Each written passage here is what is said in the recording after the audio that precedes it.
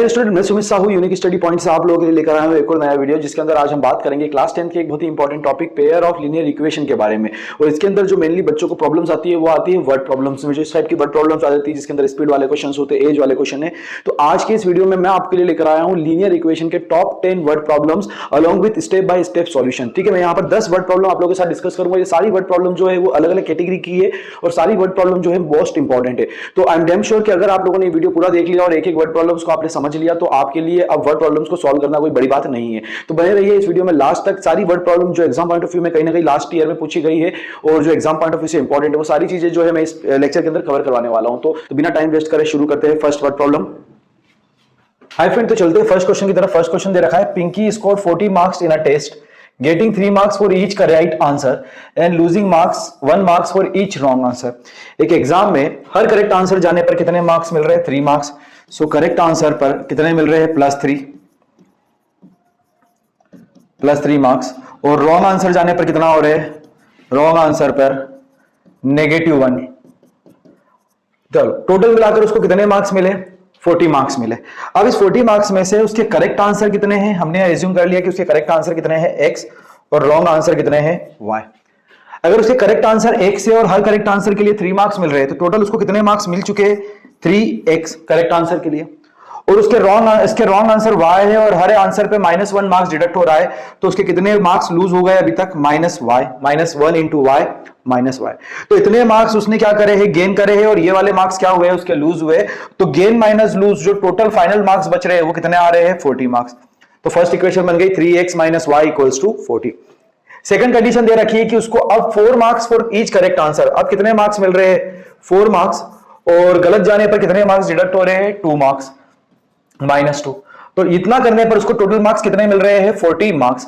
Again x question correct है, each correct answer पे 4 marks, मतलब टोटल कितने मार्क्स मिल गए उसको? 4x। Total correct wrong answer है y, -2 for each wrong answer. Total marks कितने उसके माइनस हो गए? -2 × y -2y। टोटल मार्क्स कितने मिल रहे हैं? 40। चलिए यहां पर दो इक्वेशन बन गई। अब इसको एलिमिनेट करते हैं। ऊपर वाली इक्वेशन को अगर मुझे y एलिमिनेट करना है तो ऊपर वाली इक्वेशन को मल्टीप्लाई करूंगा 2 से और नीचे वाली इक्वेशन को 1 से।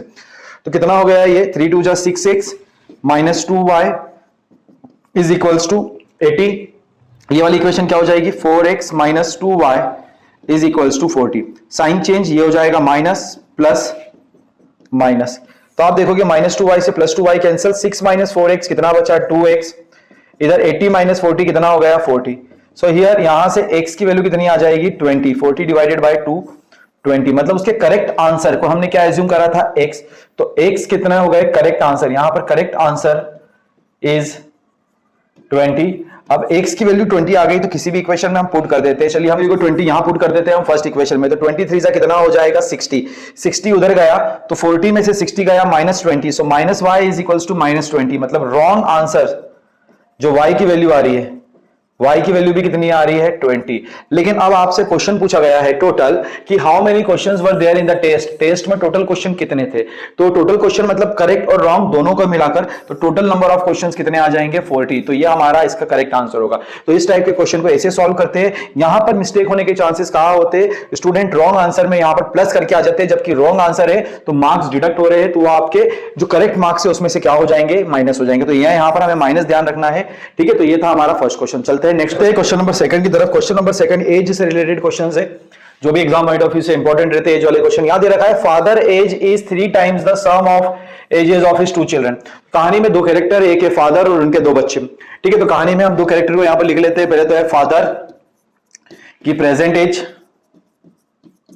और 2 चिल्ड्रंस प्रेजेंट एज का सम। प्रेजेंट एज का सम क्या दे रखा है कि फादर की जो एज है वो उनके दोनों बच्चों की एज का सम का कितना है?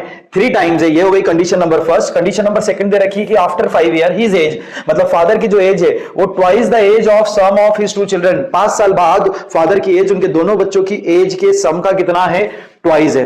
आपको फादर की एज बतानी है। ठीक है, फादर की एज बतानी है। तो फादर की प्रेजेंट एज को हमने क्या मान लिया? x। और एक चीज यहां पर ध्यान रखना है, दो चिल्ड्रन है तो हमें इसको जनरली 3 वेरिएबल्स में नहीं ले जाना है कि एक बच्चे की एज हमने मान ली y और एक की मान ली z, ठीक है। तो यहां पर हमें कंबाइन टोटल लेना है। देखिए आंसर में भी उन्होंने सिर्फ फादर की एज बोली है, दोनों बच्चों की इंडिविजुअल एज नहीं पूछी है, तो हम लोग फादर की एज को कितना मान लेंगे x, और दो चिल्ड्रन की जो प्रेजेंट एज है उनका सम कितना एज्यूम कर लेंगे y। तो बेसिकली ये y क्या है, दोनों बच्चों की एज का सम, ठीक है, टोटल हो गया। और x क्या है, फादर की प्रेजेंट एज। अब क्वेश्चन में दे रखा है फादर एज इज मतलब हो जाता है इक्वल्स टू, तो फादर की age x is 3 times the sum of age of his 2 children, मतलब क्या हो जाएगा y। तो फर्स्ट इक्वेशन हो जाएगी father age is 3 times the age of 3 times the sum of age of 2 children, जिसको हमने क्या एज्यूम करा है y। अब क्या चलते हैं कंडीशन नंबर 2, कहानी को 5 साल आगे बढ़ाते हैं। तो यहां थोड़ा सा ध्यान देना है, यहां पर मिस्टेक होने के चांसेस ज्यादा है। 5 साल बाद आगे कहानी को बढ़ाते हैं तो फादर की जो प्रेजेंट एज है वो कितनी है अभी x, तो 5 साल बाद आफ्टर 5 ईयर या आफ्टर 5 ईयर फादर की एज कितनी हो जाएगी x प्लस 5, ये ध्यान रखना है, फादर की एज x प्लस 5। अब बात कर रहे हैं चिल्ड्रन की एज, क्योंकि चिल्ड्रन भी यहां पर क्या हो जाएंगे, बढ़ जाएंगे 5 साल। तो मिस्टेक यहां पर ही होती है, आफ्टर 5 ईयर बच्चे क्या करते हैं, यहां पर y प्लस 5 कर देते हैं कि फादर की एज में 5 प्लस करा तो चिल्ड्रन की एज में भी 5 प्लस हो जाएगा। लेकिन यही मिस्टेक हो जाती है, यहां पर दो बच्चे हैं, दोनों की एज 5-5 साल बढ़ रही है, मतलब जो उनका टोटल है उसमें प्लस 10 होगा ना कि प्लस 5। यहां फादर की एज इंडिविजुअल थी तो हमने क्या करा था, फादर की एज में 5 ऐड हुआ, ठीक है। लेकिन यहां जो y है वो दोनों बच्चों की एज है, तो मान लो अगर अभी बच्चे दोनों बच्चों की एज जो है वो 30 साल है, तो 5 साल बाद उनकी जो एज का सम होगा वो 40 होगा, 40 होगा, 35 नहीं होगा, क्योंकि दोनों की एज 5-5 साल बढ़ रही है। तो 5 प्लस 5 10 ऐड होगा।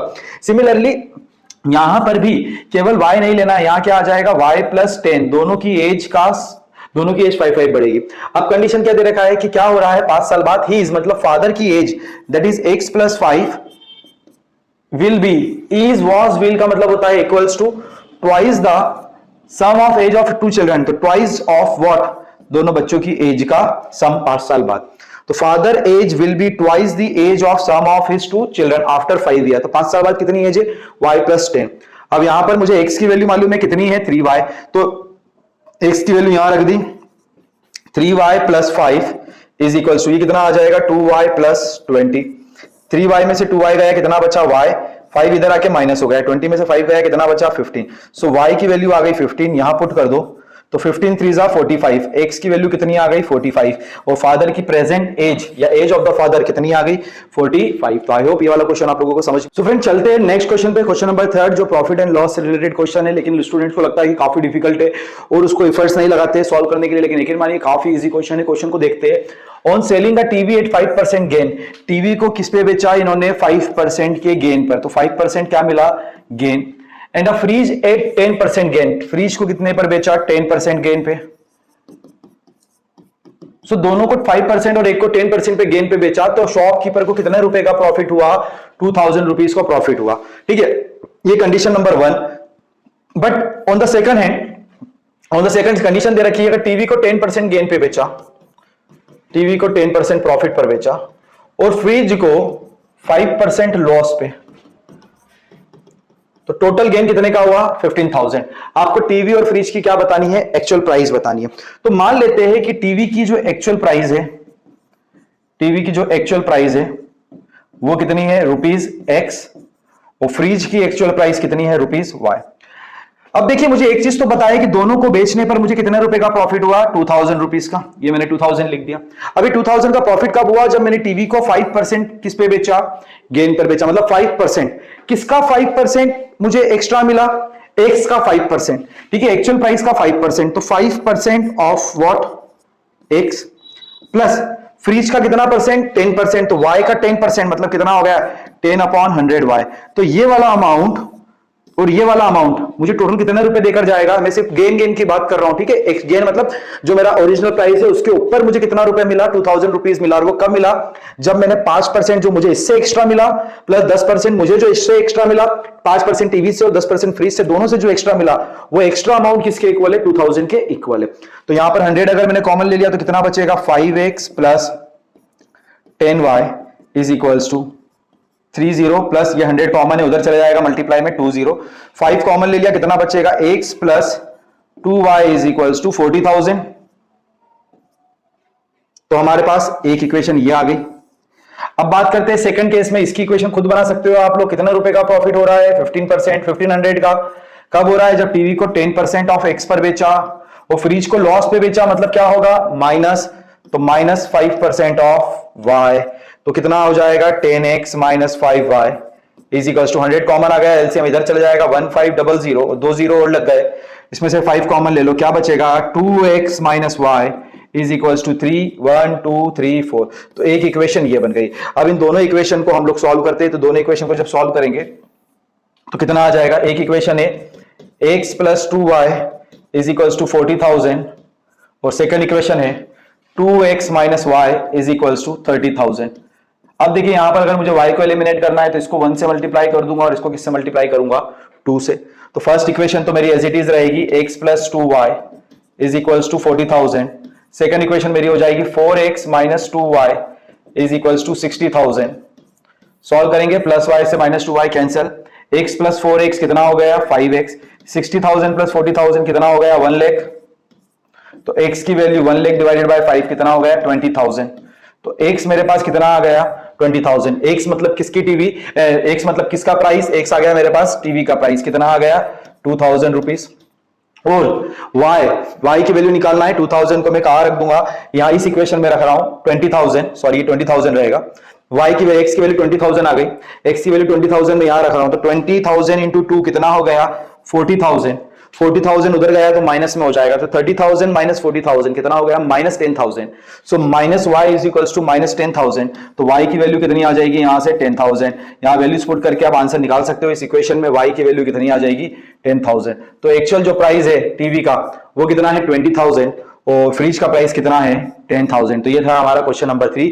बहुत इजी क्वेश्चन है जो प्रॉफिट एंड लॉस पर बेस्ड है। चलते हैं नेक्स्ट क्वेश्चन पर।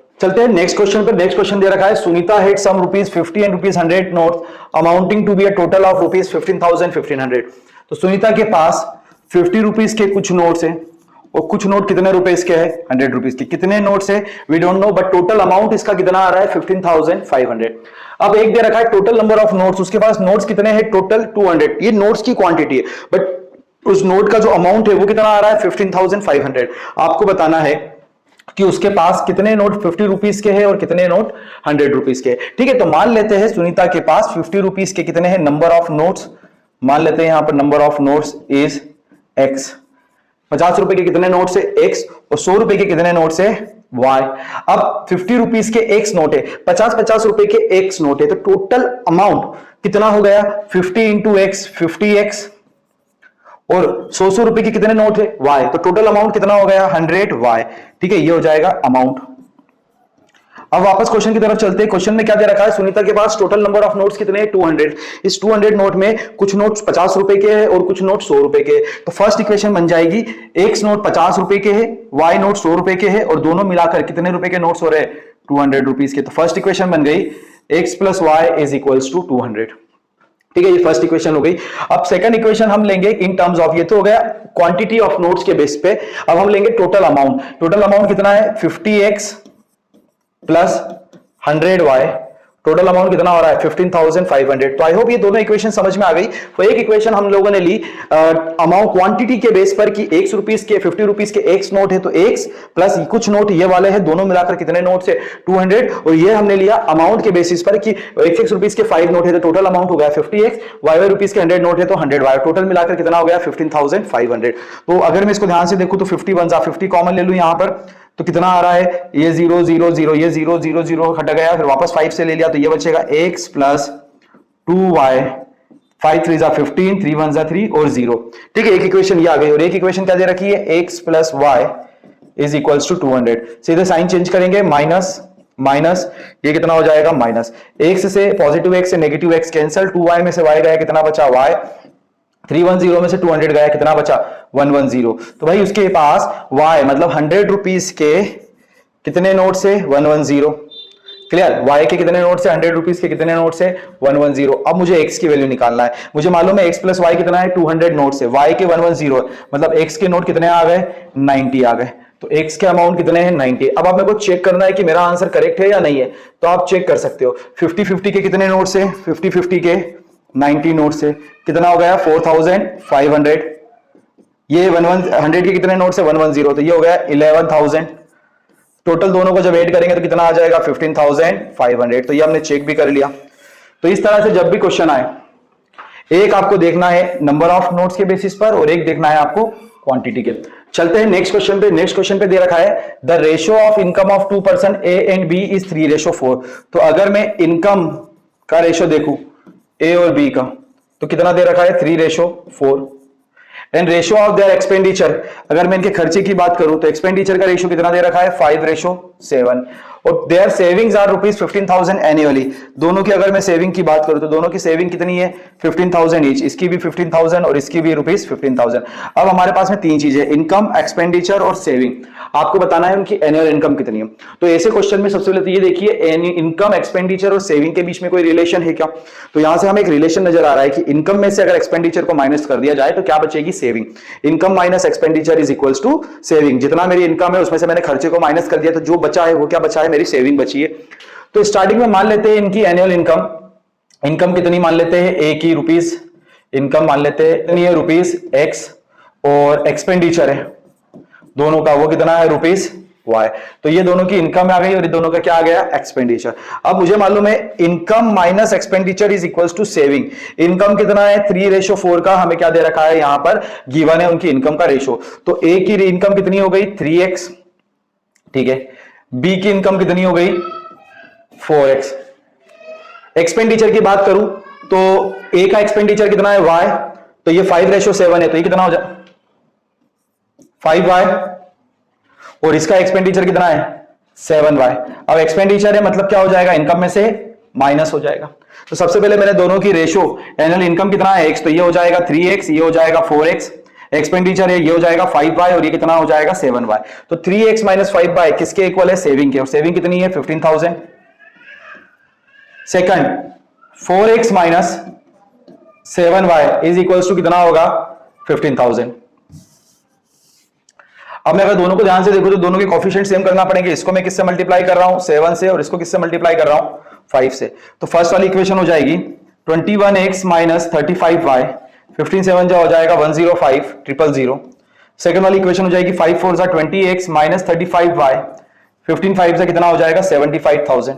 साइन चेंज करेंगे माइनस प्लस माइनस, देखिए माइनस 35y और प्लस 35y कैंसिल, 21 में से 20 गया कितना बचा है, इसमें से गया तो कितना बच रहा है 30,000। तो उनकी जो एनुअल इनकम आ जाएगी वो कितनी आ जाएगी 30,000। एनुअल इनकम ओरिजिनल इनकम पूछी तो इनकम कितना है 3x और 4x, तो ये हो जाएगा 33 जा 90,000 ए की इनकम, और बी की इनकम कितनी हो जाएगी 1,20,000। तो ये हमारे पास आंसर आ गया 3x और 4x। ठीक है, चलिए चलते हैं नेक्स्ट क्वेश्चन पर। Railway half ticket cost half the full fair. बहुत ही अच्छा क्वेश्चन है, एक बार पढ़ लेते हैं क्वेश्चन में। Railway half ticket cost half the full fair, मतलब एक रेलवे में हाफ टिकट की कॉस्ट फुल फेयर से हाफ है। मतलब अगर फुल टिकट 100 रुपीज की है तो हाफ टिकट कितने की होगी 50 रुपीज की। जो भी फुल टिकट का प्राइस है उसका हाफ क्या हो जाएगा हाफ टिकट की प्राइस। लेकिन दोनों पे लगने वाला रिजर्वेशन चार्ज क्या है सेम है, चाहे वो फुल टिकट हो या हाफ टिकट हो, दोनों पे लगने वाला रिजर्वेशन चार्ज सेम है। लेकिन टिकट का जो चार्ज है वो क्या है हाफ है। ठीक है, एक्स्ट्रा जो रिजर्वेशन चार्ज लग रहा है वो जो है वो दोनों का डिफरेंट है। One reserve first class ticket cost ₹2530। एक किसी ने फर्स्ट क्लास टिकट बुक करी और कितना रुपए कॉस्ट आया 2530। वहीं one reserve first class ticket and one reserve first class half ticket from station A to B cost ₹3810। मतलब एक फुल टिकट जब लिया तो उसकी कॉस्ट कितनी आई 2530। कंडीशन नंबर 2 दे रखा है एक फुल टिकट प्लस एक हाफ टिकट, इन दोनों का जो टोटल कॉस्ट है वो कितना आया 3810। आपको बताना है फुल टिकट की प्राइस क्या है और रिजर्वेशन चार्ज क्या है। काफी अच्छा क्वेश्चन है। यहां पर अगेन दो चीजें अननोन है, एक है टिकट का कॉस्ट और एक उस पर लगने वाला रिजर्वेशन चार्ज। तो टिकट की कॉस्ट को मैंने मान लिया ₹X, टिकट की कॉस्ट कितनी मान ली ₹X, और रिजर्वेशन चार्ज कितना मान लिया ₹Y। रिजर्वेशन चार्ज कितना हो गया Y। अब एक पर्सन ने फुल टिकट बुक कराई तो फुल टिकट मतलब उसके पूरा चार्ज लगा, तो फुल टिकट कितना है X और उस पर रिजर्वेशन चार्ज कितना लगा Y। टोटल मिलाकर कितने रुपए हो गए 2530। ये बन गई इक्वेशन नंबर 1। एक full class ticket, one reserve first class ticket, तो फर्स्ट क्लास टिकट में हम अलग से क्या ऐड कर रहे हैं रिजर्वेशन चार्ज, तो टोटल मिलाकर कितना हुआ 2530। सेकंड फुल टिकट पे कितना रुपया X रुपए, उस पे लगने वाला रिजर्वेशन चार्ज y प्लस एक हाफ टिकट। अब हाफ टिकट है तो टिकट का जो प्राइस है वो भी क्या हो जाएगा, हाफ। क्वेश्चन में दे रखा है कि फुल टिकट का जो हाफ टिकट का जो कॉस्ट है वो फुल टिकट से क्या है, हाफ। अगर पूरा टिकट कितने रुपए का है, x रुपीस का, तो हाफ टिकट कितने का होगा, आधा का, x/2। लेकिन एक कंडीशन और है, ये फुल टिकट है तो उस पर y रुपीस रिजर्वेशन चार्ज लगा, तो जब हम हाफ टिकट लगा रहे हैं, हाफ टिकट ले रहे हैं, तो उस पर भी रिजर्वेशन चार्ज तो लगेगा, लेकिन कितना चार्ज लगेगा वो दोनों पर सेम है। देखिए यहां लिखा हुआ है रिजर्वेशन कहा गया है, reservation charge are the same. Reservation charge क्या है, सेम है। तो इसने एक फुल टिकट ली, उस पर लगा रिजर्वेशन चार्ज, एक हाफ टिकट ली, उस पर भी रिजर्वेशन चार्ज लगा y, और टोटल कॉस्ट कितनी आ रही है, 3810। तो यहां से x प्लस x/2 कितना हो गया, 3x/2 प्लस y कितना हो गया, 2y इज इक्वल्स टू 3810। ठीक है, तो यहां पर अगर हम सॉल्व करेंगे तो कितना हो जाएगा, 3x plus 4y is equal upon में 2 equals to 3810। So finally 3x plus 4y, क्या इक्वेशन बन गई, 0 2 16 7 6 2 0। और एक इक्वेशन हमारे पास ये है, दोनों इक्वेशन को सॉल्व करते हैं। तो first equation is x plus y is equals to 2530। Second equation is 3x plus 4y is equals to 7620। अब क्या करेंगे, इक्वेशन को सबट्रैक्ट, इसको हम सेम बनाने के लिए ऊपर वाली इक्वेशन को 3 से मल्टीप्लाई करा और नीचे वाली इक्वेशन को 3 से मल्टीप्लाई करा और नीचे वाली इक्वेशन को किससे मल्टीप्लाई करा, 1 से। तो कितना हो गया, 3x प्लस 3y, 3 0 0, 3 3 9, 5 3 15, 3 2 6 और 1 7 5 9 0। नीचे वाली इक्वेशन हो गई 3x plus 4y equals to 7620। Sign change, minus minus minus, positive 3x से नेगेटिव 3x कैंसल, 3y में से 4y गया, कितना बचा, माइनस y। नाउ 7620 में से 7590 गया, कितना बचा, -30। माइनस से माइनस कैंसल, तो y की वैल्यू कितनी आ गई, 30। मतलब जो रिजर्वेशन चार्ज है, रिजर्वेशन चार्ज वो कितना रुपया है, रिजर्वेशन चार्ज ₹30।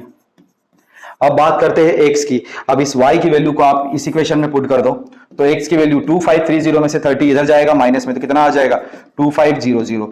तो टिकट की कॉस्ट, फर्स्ट क्लास टिकट की कॉस्ट ये कितनी है, ये है ₹2500। तो इस तरह से आपने जो है रिजर्वेशन चार्ज भी निकाल लिया और टिकट का चार्ज भी निकाल लिया। तो यहां पर ध्यान रखने वाली बात क्या है कि रिजर्वेशन चार्ज तो दोनों ही केस में क्या रहेगा, सेम, लेकिन टिकट का कॉस्ट क्या हो गया, हाफ हो गया। तो आई होप यहां तक कि आपको सारे क्वेश्चन समझ में आ रहे होंगे। चलते हैं नेक्स्ट क्वेश्चन पे। तो चलते हैं एरिया से रिलेटेड एक और क्वेश्चन करते हैं। यहां पर दे रखा है the area of rectangle gate reduced by 9 square unit. क्या दे रखा है, एरिया ऑफ रेक्टेंगल कितने से कम हो गया, 9 स्क्वायर यूनिट से कम हो गया। यहां पर अब आपको एक चीज ध्यान रखना है, रिड्यूसेस बाय, बाय मतलब जितना भी पहले था उसमें क्या हो गया, 9 कम। लेकिन अगर यहां लिखा होता है रिड्यूसेस टू, तो मतलब अब हम लोग क्या करते हैं कि अब जो नया वाला एरिया है वो कितना हो गया, 9। लेकिन यहां पर क्या लिखा हुआ है, बाय, मतलब जितना भी पहले था उससे 9 कम हो गया। इफ इट्स लेंथ, कब ये डिफरेंस आया एरिया में, जब उसके लेंथ को 5 यूनिट से कम कर दिया गया और विड्थ को 3 यूनिट से बढ़ा दिया गया। ठीक है, सेकंड उन्होंने दे रखा है कि एरिया क्या हो गया, इंक्रीज हो गया 67 स्क्वायर यूनिट से। एरिया बढ़ गया 67 से, कब, जब उसकी लेंथ को 3 यूनिट से बढ़ा दिया और विड्थ को 2 यूनिट से कम कर दिया। अब आपको बताना है find the perimeter of the rectangle. हम रेक्टेंगल का पेरीमीटर तो तभी बता पाएंगे जब उसकी लेंथ और विड्थ पता चल जाएगी। तो इन शॉर्ट मुझे लेंथ और विड्थ निकालना है पेरीमीटर के लिए। तो यहां पर 2 अननोन वेरिएबल है, तो एक को लेंथ क्या हो गई मेरी x और विड्थ कितनी हो गई y। तो इसका जो एरिया है, ओरिजिनल एरिया, वो कितना हो गया, xy। अब जो मेरा सारा गेम चलेगा वो किसके रिस्पेक्ट में चलेगा, इस xy के। तो अब समझते हैं कहानी को। जब मैंने लेंथ को रिड्यूस कर दिया 5 से, स्टार्टिंग में लेंथ कितनी थी, ये हम लिख देते हैं यहां पर लेंथ, और ये कितना हो जाएगा, विड्थ।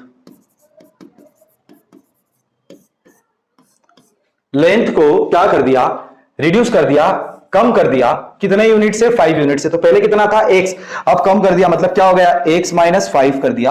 और विड्थ को क्या कर दिया, बढ़ा दिया 3 यूनिट से, जितना पहले था उससे अभी बढ़ा दिया। पहले था y, तो अब कितना हो गया, y प्लस 3। ये आ गई मेरी न्यू लेंथ और ये आ गई मेरी न्यू विड्थ। ठीक है, और मुझे मालूम है लेंथ इंटू विड्थ, जब हमने ये चेंजेस करा तो मेरा एरिया क्या हुआ, 9 स्क्वायर यूनिट से कम हो गया। जितना पहले था उससे, पहले कितना था xy, उससे कितना कम हो गया, 9। ठीक है, ये नई वाली लेंथ, ये नई वाली विड्थ, तो एरिया कितना हो गया, पुराने वाले से 9 कम। क्वेश्चन में दे रखा है, आई होप ये आपको क्लियर हो गया। अब इसको सॉल्व करेंगे, x इंटू वाई कितना हो गया, xy plus 3 into x 3x minus 5 into y minus 5y minus 5 into 3 कितना हो गया, -15 is equals to xy minus 9। देखिए ये xy से ये वाला xy क्या हो गया, कैंसिल। सो 3x माइनस 5y, माइनस 15 उधर गया तो प्लस 15, माइनस 9 प्लस 15 कितना हो गया 6। तो एक इक्वेशन मेरे पास बन गई 3x minus 5y equals to 6। Condition number second पर चलते हैं। कंडीशन नंबर सेकंड हमें क्या दे रखी है, एरिया को अगर इंक्रीज कर दिया 67 से, तो पहले यहाँ पर सॉरी एरिया क्या हो जाता है 67 से इंक्रीज हो जाता है, मतलब पुराने वाले एरिया से XY से क्या हो जाता है 67 बढ़ जाता है। इसमें माइनस हो रहा था, इसमें बढ़ रहा है। कब बढ़ रहा है, जब लेंथ को इंक्रीज कर रहे हैं 3 यूनिट। तो ओरिजिनल लेंथ इज x, कितनी हो जाएगी x plus 3। Original width is y, अब विड्थ को किससे इंक्रीज कर रहे हैं 2 से, तो कितना हो जाएगा y प्लस 2। ओपन करेंगे ब्रैकेट, तो new length new width is equals to new area, x into y xy plus 2x plus 3y plus 6 equals to xy plus 67। xy से xy cancel, 2x plus 3y, 6 उधर गया तो 67 में से 6 गया, कितना बचा 61। अब मेरे पास दो इक्वेशन मिल गई। इक्वेशन नंबर 1 है 3x minus 5y equals to 6। Second equation है 2x plus 3y is equals to 61। दोनों इक्वेशन है, एलिमिनेट करेंगे। तो अगर मुझे y को हटाना है तो इसको किससे मल्टीप्लाई करूंगा 3 से, और इसको किससे मल्टीप्लाई कर दूंगा 5 से। तो फर्स्ट वाली इक्वेशन कितनी हो गई 3 3 9x माइनस 15y, 6 3 18, ये कितना हो गया 5 2 10x प्लस 15y, 6 1 6, कितना हो गया 305। साइन चेंज करेंगे यहां पर, साइन सॉरी चेंज करने की जरूरत नहीं है। माइनस 15 से plus 15 cancel, 10x plus x कितना हो गया 19x, ये 305 प्लस 18, ये अपना कितना हो जाएगा, ये हो जाएगा 323, तो ये कितना आ जाएगा 17। तो x की वैल्यू यहां से कितनी आ रही है 17, मतलब जो लेंथ है वो कितनी आ गई 17। अब मुझे b निकालना है, आप किसी भी इक्वेशन में पुट कर देता हूं। चलिए इसको मैं अगर फर्स्ट इक्वेशन में रख रहा हूं, so 3x minus 5y is equals to कितना है 6। 17 को यहां रखेंगे, 17 3 कितना हो गया 51, 51 उधर गया, सो माइनस 51, 6 माइनस 51 कितना हो जाएगा 61 में minus 45, so 5y is equals to minus 45, minus से माइनस कैंसिल, y की वैल्यू कितनी आ गई 9, y आ गया 9, x आया 17, तो y की वैल्यू आ गई, मतलब विड्थ जो है हमारी वो कितनी हो गई 9 और लेंथ कितनी हो गई 17। लेकिन हमारा आंसर है, हमसे पूछा है पेरीमीटर कितना है, तो पेरीमीटर का फॉर्मूला हमें मालूम है 2 times of L plus b, 2 into length कितनी दे रखी है हमें 17 प्लस 9, तो 17 प्लस 9 कितना हो गया, ये 17 प्लस अगर 9 अपन देखेंगे तो 26, 2 इंटू 26 कितना आ गया 52 स्क्वायर यूनिट। तो ये हमारा फाइनल आंसर हो गया 56 स्क्वायर यूनिट। ठीक है, तो जब भी इस टाइप का क्वेश्चन आए हमें ओरिजिनल से कंपेयर करना है, थोड़ा सा लेंदी जरूर है लेकिन कैलकुलेशन पार्ट काफी इजी है इसका। इस तरह से इक्वेशन बनाकर आपको x और y की वैल्यू निकालनी है और पेरीमीटर आपको निकालना है। बस ये याद रखना है कि जब इक्वेशन एरिया रिड्यूस हो रहा है तो उसका कंपैरिजन हमेशा किससे करेंगे हम, ओरिजिनल से। इसलिए मैंने यहाँ पर ओरिजिनल में 9 माइनस करा और सेकंड कंडीशन में ओरिजिनल से increase by 67। I hope I am very clear to you. तो चलते हैं हम लोग नेक्स्ट क्वेश्चन पर। चलते हैं नेक्स्ट क्वेश्चन की तरफ, जो स्पीड डिस्टेंस से रिलेटेड क्वेश्चन है। तो क्वेश्चन देख लेते हैं क्या है। A and B are the 2.150 kilometre apart on highway. तो एक हाईवे है, उसमें दो पॉइंट है ए और बी, दोनों के बीच का डिफरेंस कितना है 150। तो ये पॉइंट ए है और ये पॉइंट बी है, इन दोनों के बीच की डिस्टेंस कितनी है 150 kilometre. Now what happen, two cars start with different speed from A and B at the same time. A और बी से दो कार स्टार्ट हुई, तो कार ए की जो स्पीड है वो मैंने मान ली कितनी है x किलोमीटर पर आवर, और कार बी से जो स्पीड है वो कितनी है y किलोमीटर पर आवर। दोनों सेम टाइम से चलना स्टार्ट हुई, लेकिन किस तरफ जा रही है, they move in the same direction. दोनों किधर जा रही है, सेम डायरेक्शन में जा रही है। मतलब अगर ये कार ए इधर जा रही है तो कार बी भी क्या होता है, इधर जा रही है। तो सेम डायरेक्शन मतलब इस तरफ अगर दोनों जा रही है तो दोनों इधर ही जाएगी। जनरली कभी कभी बच्चे सेम डायरेक्शन को गलत समझ लेते, ऐसा समझ लेते, तो ये अपोजिट डायरेक्शन होता है। सेम मतलब दोनों कार की डायरेक्शन एक ही तरफ होगी। अगर ये दोनों एक तरफ जा रहे हैं तो 15 they meet in 15 hours, 15 hours बाद ये दोनों मिल रहे हैं। तो नो डाउट ये कहां मिलेंगे, मान लो कि इधर कहीं मिलेंगे। इस वाले ये वाला जो पॉइंट है ना, ये वाला जो पॉइंट है, इस पे यहाँ पर जिस समय दोनों गाड़ियां आके मिल जाएगी। कौन कौन सी गाड़ी यहाँ पर रहेगी, ए और बी दोनों यहाँ पर खड़ी रहेगी गाड़ियां। अब कितनी देर बाद पहुंच रही है यहाँ पर 15 आवर्स। इसका मतलब है पॉइंट ए को पॉइंट बी तक पहुंचने में 15 आवर्स लग रहे हैं, और पॉइंट बी को भी यहां तक पहुंचने में कितनी देर लग रही है 15 आवर। इसका मतलब है ए ने 15 आवर में ज्यादा डिस्टेंस कवर करी एज कंपेयर टू बी, मतलब ए की स्पीड ज्यादा है, ए मतलब एक्स की स्पीड ज्यादा है, उसने कम टाइम में, उतने ही टाइम में सॉरी, ज्यादा डिस्टेंस कवर कर लिया, और बी ने सिर्फ यहां से यहां तक पहुंचा 15 आवर में, दोनों फिर 15 घंटे बाद मिल रहे हैं। मतलब हमारा जो आंसर आएगा उसमें भी एक्स की वैल्यू क्या होगी, बड़ी होगी एज कंपेयर टू वाई। हमें दोनों कार की स्पीड निकालना है। तो देखिए क्या दे रखा है यहां पर, ए से बी तक की डिस्टेंस मुझे दे रखी है ए बी, सो यहां पर मैं लिख दूंगा distance AB is equals to, कितना दे रखा है ध्यान से समझिएगा बिल्कुल, 150 किलोमीटर। अभी डिस्टेंस AB को क्या लिख सकता हूं मैं, डिस्टेंस AB को लिख सकता हूं distance AC minus distance BC is equals to 150। देखिए इस पूरी डिस्टेंस में से, पूरे AC में से अगर मैं BC की डिस्टेंस को माइनस कर दूं, BC की डिस्टेंस मतलब ये वाली डिस्टेंस हटा दूं, तो मेरे पास कौन सी डिस्टेंस बचेगी, केवल ए बी, और वो कितना दे रखा है 150। ठीक है, तो यहां पर हम लोगों ने एक कंडीशन बना ली, बस यही जो इक्वेशन है ये सबसे इंपॉर्टेंट है कि पूरे एसी में से मैंने क्या माइनस कर दिया, बीसी को माइनस कर दिया, और we know that speed is equals to what, distance upon time. तो डिस्टेंस को क्या लिख सकता हूं, speed multiplied by time is equals to distance. तो यहां डिस्टेंस एसी को क्या लिख सकता हूं, स्पीड इंटू टाइम, इसको भी क्या लिख सकता हूं, speed into time equals to में क्या चल रहा है 150। अब बात करते हैं एसी की, मतलब यहां से स्टार्ट करते हैं, इसकी स्पीड कितनी दे रखी है x, इसको यहां से यहां तक पहुंचने में कितना टाइम लग रहा है 15, तो 15 इंटू एक्स कितना हो जाएगा 15x, माइनस बीसी की बात करें तो यहां से जो कार चल रही है उसकी स्पीड कितनी है y, उसको भी पहुंचने में कितना टाइम लग रहा है 15 आवर, तो y इंटू 15 टोटल डिस्टेंस कितनी हो जाएगी 15y इज इक्वल्स टू 150। अब सब में से 15 कॉमन निकाल लो, क्या बचेगा x minus y is equals to 10। तो हमारे पास एक इक्वेशन बन गई x minus y is equals to 10। चलते हैं सेकंड कंडीशन की तरफ। सेकंड कंडीशन में क्या दे रखा है, again point A point B, यहां से दोनों के बीच का डिस्टेंस कितना है 150, यहां से जो कार चली वो x किलोमीटर, लेकिन अब अपोजिट डायरेक्शन में जा रही है। अगर x इधर से इधर आ रही है तो ये कार की स्पीड क्या है y किलोमीटर, दोनों एक दूसरे के क्या आ रहे हैं, अपोजिट आ रहे हैं, y किलोमीटर पर आवर और ये y किलोमीटर पर आवर। अब दोनों कितनी देर में मिल रहे हैं, दे मीट इन 1 आवर। यहां पर क्या दे रखा है, कितनी देर में मिल रहे हैं, दोनों 1 आवर में दोनों मिल रहे हैं। अब कहां मिलेंगे, नो डाउट ये बीच में कहीं मिलेंगे, ए और बी के, देखिए यहां पर दोनों सेम डायरेक्शन में थी तो बी के बियॉन्ड मिलेंगे, इधर मिल रहे, लेकिन यहां जब एक दूसरे के इधर सेम डायरेक्शन में आ रहे हैं इधर, तो यहां बीच में कहीं मिलेंगे। तो मान लेते हैं कि इस पॉइंट पर मिल रहे हैं, सो ए को यहां से यहां तक पहुंचने में कितना टाइम लगा 1 आवर, और बी को यहां से यहां तक पहुंचने में कितना टाइम लगा 1 hour. So again distance A B कितना दे रखा है 150 किलोमीटर। अब डिस्टेंस ए बी को मैं बाइफरगेट करके क्या लिख सकता हूं, डिस्टेंस ए बी को बाइफरगेट करके लिख दिया, ये पॉइंट सी है, तो डिस्टेंस ए सी प्लस डिस्टेंस बीसी, दोनों का सम कितना है 150।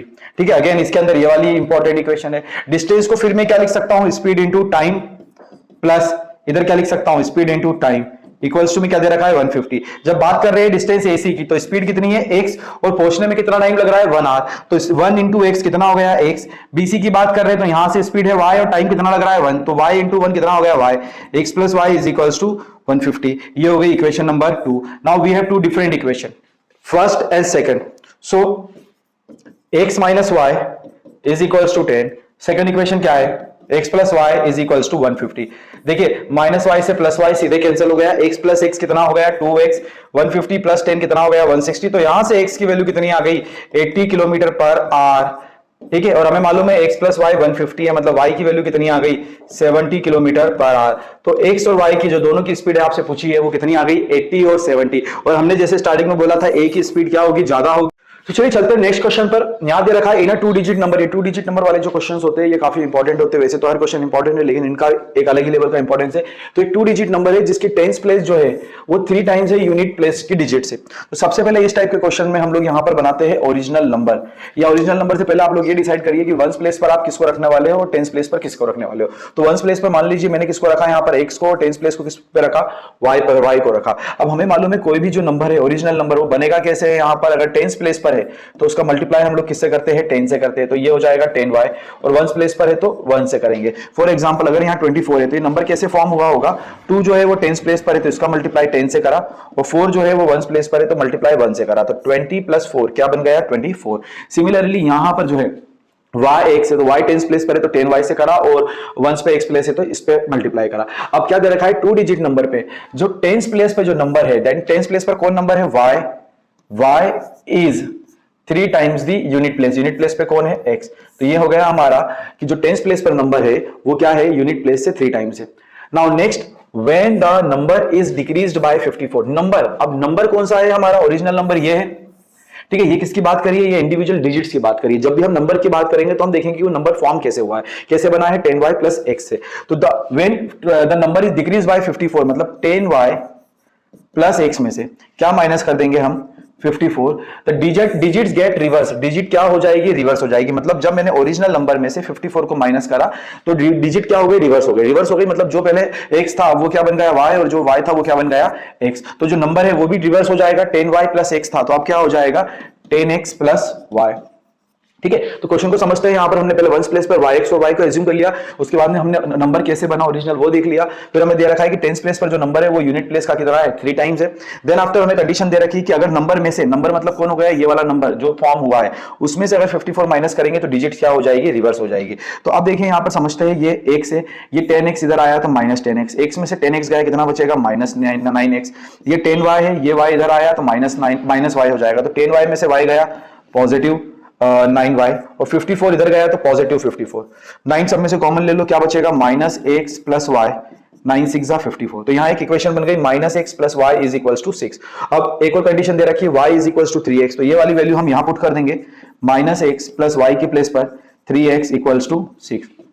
सो माइनस एक्स प्लस 3x कितना हो गया, 2x इक्वल्स टू 6। तो x की वैल्यू कितनी हो गई 3, x की वैल्यू हमारे पास कितनी हो गई 3, और हमें मालूम है कि y is equal to 3x, x की वैल्यू 3 है तो ये वैल्यू यहां पुट कर दो, तो y की वैल्यू कितनी आ जाएगी 9, 3 3 9, 3 इंटू एक्स 3 9।